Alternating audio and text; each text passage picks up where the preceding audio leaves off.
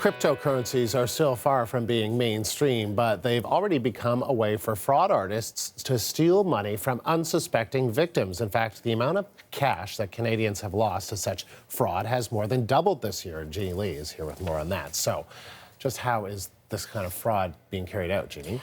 It does kind of boggle the mind when, access to Bitcoin and other currencies, cryptocurrencies, just seems still, difficult. But the fact is, this is based on what the Canadian Anti-Fraud Centre is saying today. It says so far this year, this is the amount that Canadians have been losing because of scams involving cryptocurrencies. $1.7 million so far this year. That's more than twice than for all of last year and 5 times the amount in digital currency scammed just 2 years ago.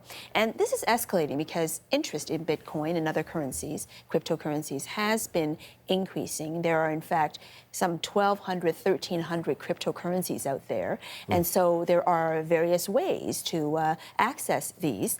And police in 3 provinces, BC, Alberta, and Ontario, are warning of scams where people phone you or otherwise contact you, maybe by email, and say, oh, you owe money, or you need to bail somebody out of jail. And by the way, the amount should be paid in cryptocurrencies. And so the desperate person, the victim, ends up finding some way of trading their real cash for this cryptocurrency, turning over the cryptocurrency, which they have actually paid for in cash. And that is how the scams are being perpetrated. Although it is hard to wrap your head around, the usual caveats apply anytime anyone calls demanding money.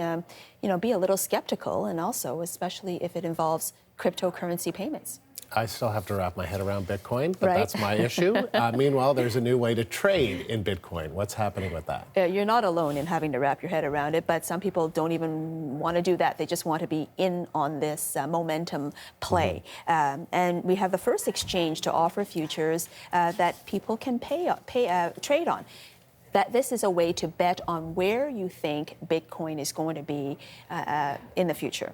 And here it is, the futures market on the Chicago Board Options Exchange, almost $18,000 and even above $18,000 at some points today.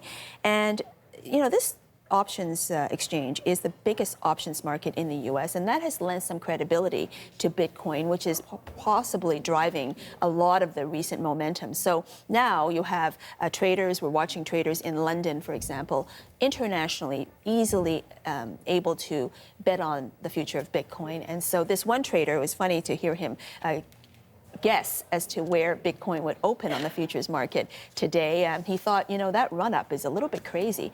Have a listen to what he had to say. I think we are due a correction, and I suspect the correction will happen when the futures markets come online. And so my suggestion is to kind of wait and see what happens.